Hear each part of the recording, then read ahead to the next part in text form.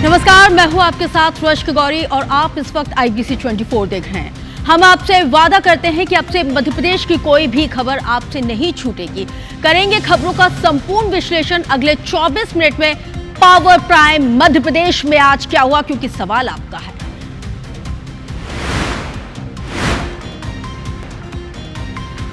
राजा हत्याकांड में पुलिस की तफ्तीश जारी। सोनम के मां बाप और भाई से भी पूछताछ। इधर राज के दफ्तर पर भी शिलांग पुलिस ने दी दबिश। बारैया के बयान से मध्य प्रदेश में फिर मचा घमासान। रानी लक्ष्मीबाई पर कांग्रेस से विधायक फूल सिंह बारैया की आपत्तिजनक टिप्पणी का वीडियो सोशल मीडिया पर वायरल। बीजेपी हुई हमलावर, कांग्रेस ने बयान से किया किनारा। IBC 24 की खबर का एक बार फिर हुआ बड़ा असर। 90 डिग्री टर्निंग वाले रेलवे ओवरब्रिज में होगा सुधार। रेलवे करेगी ब्रिज की रीडिजाइन।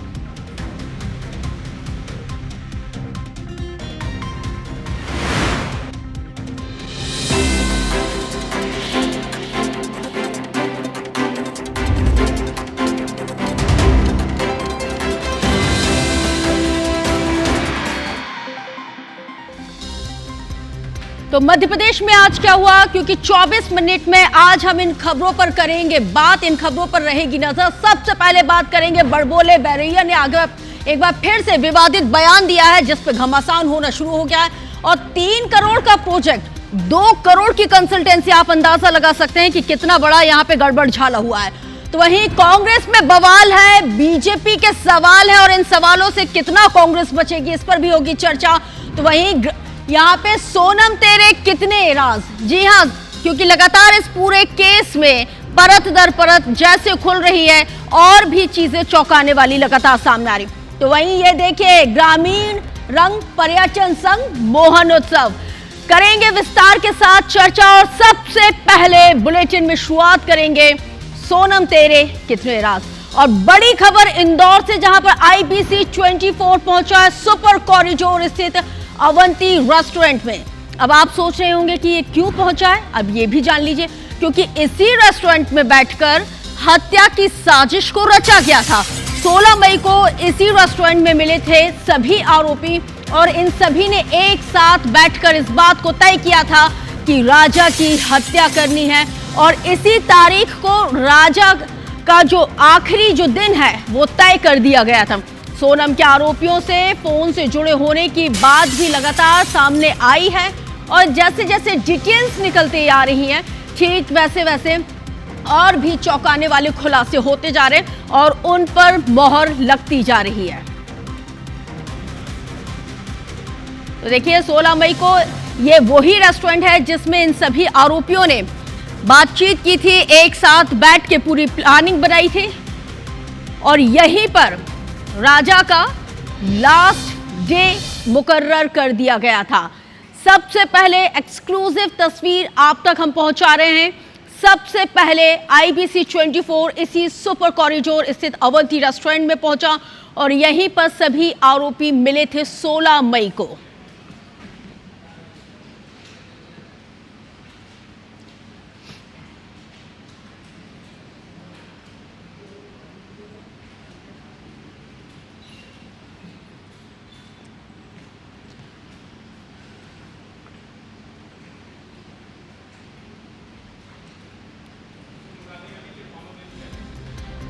सोनम तेरे कितने राज, वाकई में ये बहुत बड़ा सवाल है। और जैसे जैसे वक्त गुजर रहा है और राज जितने भी हैं उनकी गुत्थी यहाँ पे उलझती जा रही है, कुछ सुलझती भी जा रही है। तो राजा हत्याकांड से जुड़ा हुआ इस वक्त का सबसे बड़ा अपडेट, संजय वर्मा नाम के शख्स से सोनम बातचीत करती थी।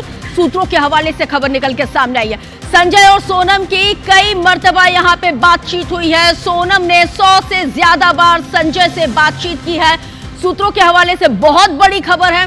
और आपको यह भी बता दें, ये संजय वर्मा, आपको बता दें कि इसी संजय वर्मा से सोनम लगातार यहाँ पे उसके संपर्क में थी, बातचीत की।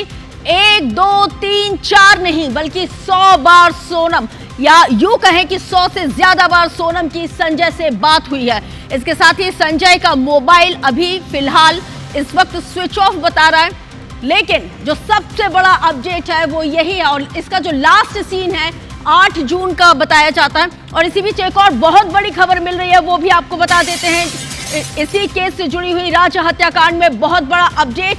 सोनम के घर से के बाहर निकली है एसआईटी की टीम, क्योंकि पिछले 2 घंटों तक एसआईटी की टीम ने, शिलांग एसआईटी की टीम ने यहां पे पूछताछ की और अब वो उसके घर से बाहर निकली। सोनम के पिता, मां और भाई गोविंद से पूछताछ हुई है। घर में रखे हुए सोनम के जो 2 सूटकेस थे, एसआईटी की टीम ने उनको खंगाला। इसके साथ ही सोनम के भाई गोविंद ने कहा है कि सोनम के व्यवहार और मर्डर मिस्ट्री से जुड़े हुए कई ऐसे सवाल थे जो एसआईटी ने पूछे हैं, क्योंकि मीडिया से मुखातिब होते हुए सोनम के भाई ने तमाम तरह की जानकारी दी है। ट्रांसपोर्ट कारोबारी राज रघुवंशी मर्डर केस में ये जो नई जानकारी है, नया अपडेट निकल के सामने आया, वो इस वक्त आपको IBC 24 बता रहा है। क्योंकि सोनम के घर के बाहर शिलांग की एसआईटी की टीम निकली, करीब 2 घंटे तक यहाँ पे पूछताछ हुई, सोनम के घर वालों से पूछताछ हुई, सोनम के सामान की तलाशी ली गई और जो जानकारी निकल के सामने आई है वो इस वक्त आपके टेलीविजन सेट पर है। कॉल डिटेल के मुताबिक एक ही नंबर पे, जो संजय का नंबर बताया जाता है, 25 दिन में कम से कम, इन 25 दिन में 100 से ज्यादा बार उससे बातचीत हुई है। उसका आइडिया नहीं। एक संजय नाम भी सामने आया, इसमें गोविंद भाई क्या कहेंगे? मुझे उसका आइडिया ही नहीं। पुलिस के साथ जा रहा, पुलिस आपको माता पिता से क्या कुछ बात हुई है? आप क्या पूछा शिलांग पुलिस ने? नहीं, शिलांग लेके नहीं जा रही।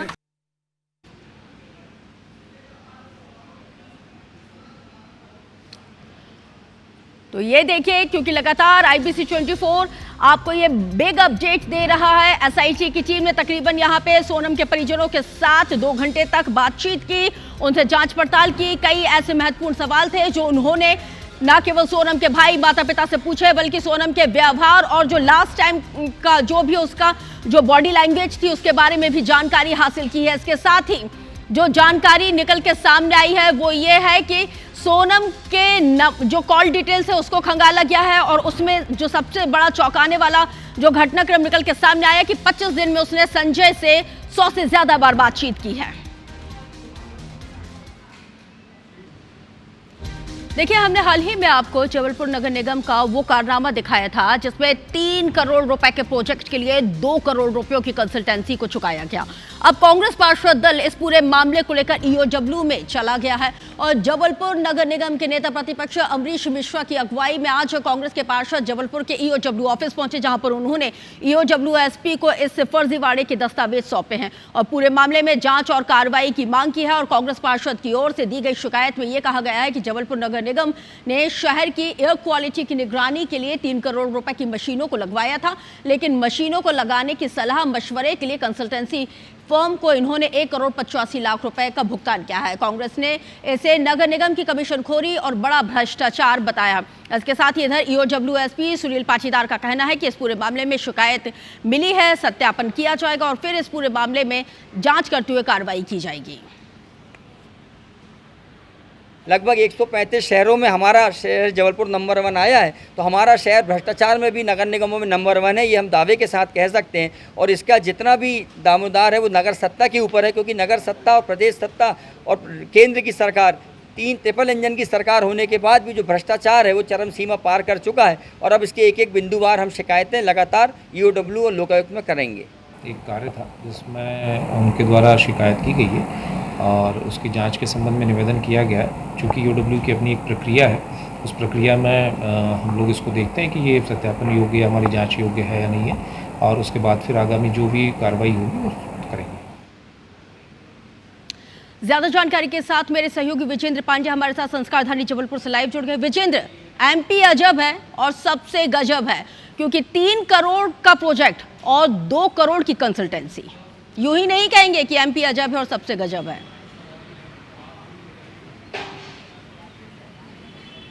बिल्कुल रश्क, एक बात ये भी आपको बता दूं कि केंद्र सरकार के स्वच्छ वायु सर्वेक्षण में जबलपुर देश में दूसरे स्थान पर और मध्य प्रदेश के पहले स्थान पर है। और ऐसे में केंद्र सरकार से कुछ प्रोत्साहन की राशि और साथ ही साथ नेशनल क्लीन एयर प्रोग्राम के तहत 15वें वित्त आयोग की अनुशंसा पर जबलपुर शहर को भी बड़ी राशि दी गई थी, ताकि वायु गुणवत्ता में और सुधार लाया जा सके और ख़ासतौर पर उसकी निगरानी कर सके। लेकिन इसी फंड में बंदर बांट का, कमीशनखोरी का और भ्रष्टाचार का आरोप है। देखिए, AQM Ecotech India private limited इस नाम की एक कंपनी को 6 किश्तों में 3 करोड़ 7 लाख रुपयों का भुगतान जबलपुर नगर निगम ने किया है। ये इस साल और बीते साल में साल 2023-24 और 24-25 में ये भुगतान 3 करोड़ 7 लाख का किया गया। ये 3 किश्तों में भुगतान है, लेकिन इसकी जो निगरानी है एयर क्वालिटी इंडेक्स की, ये हमने देखी मशीनें जो जबलपुर शहर के 3 स्थानों पर लगाई गई है, उनको कैसे लगाया जाए, इसके लिए कंसल्टेंसी फर्म्स को इंगेज जबलपुर नगर निगम की ओर से किया गया और इन कंसल्टेंसी फर्म्स को सलाह मशवरा देने के नाम पर 6 किश्तों में मतलब सबसे बड़ा सवाल यह है कि किसको फायदा पहुंचाने के उद्देश्य से कंसल्टेंसी को यहाँ पे हायर किया गया था। अब जब जांच होगी तो तमाम चीजें यहाँ पे सामने आ जाएंगी। बहुत शुक्रिया जानकारी साझा करने के लिए। अब बात करेंगे लाडली बहना योजना पर सियासत तेज होती जा रही है। पीसीसी चीफ जीतू पटवारी ने कहा है कि लाडली बहनों को हर महीने 3,000 रुपए नहीं मिलने पर कांग्रेस कोर्ट जाएगी। जीतू पटवारी के इस बयान पर कैबिनेट मंत्री विश्वास सारंग ने पलटवार किया है और कहा है कि कांग्रेस विवाद पैदा कर योजना को बंद करवाना चाहती है।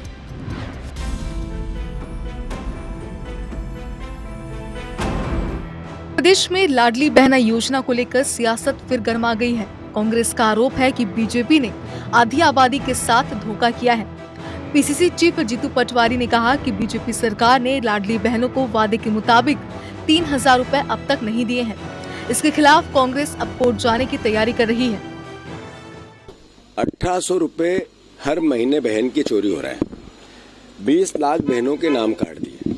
अगस्त 2023 से आज तक पंजीयन लाडली बहना का चालू नहीं है। कांग्रेस पार्टी ने निर्णय लिया है कि लाडली बहना के हक और अधिकार के लिए उसको 3,000 मिले। इसके लिए हम अपना राजनीतिक विपक्ष का दायित्व निभाएंगे। हम न्यायालय जाएंगे। एमपी में करीब 1 करोड़ 27 लाख लाडली बहनों को फिलहाल हर महीने 1,250 रुपए मिल रहे हैं। मुख्यमंत्री डॉक्टर मोहन यादव ने रक्षाबंधन के पहले 250 रुपए की अतिरिक्त राशि की सौगात देने का ऐलान किया है। यानी लाडली बहनों को अगली किश्त 1,500 रुपए की मिलेगी, लेकिन 3,000 रुपए के वादे पर बीजेपी नेता स्पष्ट जवाब नहीं दे पा रहे हैं।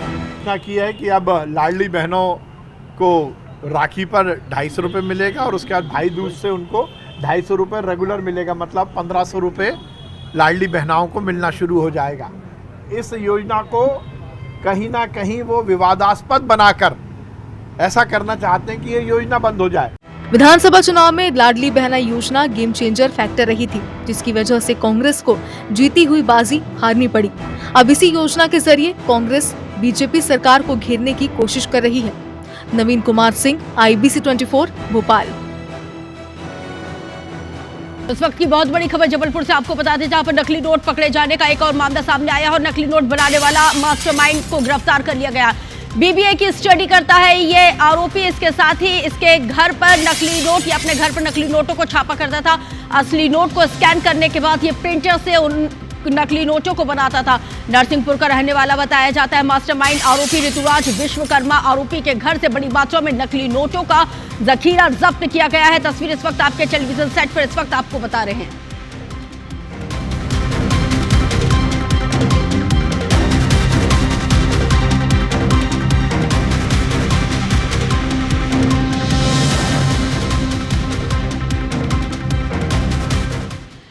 तो देखिए, अब से 1 घंटा पूरा देश वंदे भारत IBC 24 के पावर प्राइम पर 1 घंटे का नया स्पेशल महा बुलेटिन देखेगा, जिसमें आपको देश प्रदेश और दुनिया भर की हर एक अहम खबर का पूरा अपडेट मिलेगा। समय याद रख लीजिए, रात ठीक 9 बजे 1 घंटा देश के नाम वंदे भारत पुनीत पाठक के साथ। और मैं रश्क गौरी आपसे लेती हूँ इजाजत। ब्रेक के बाद खबरें नॉन स्टॉप जारी, क्योंकि सवाल आपका है।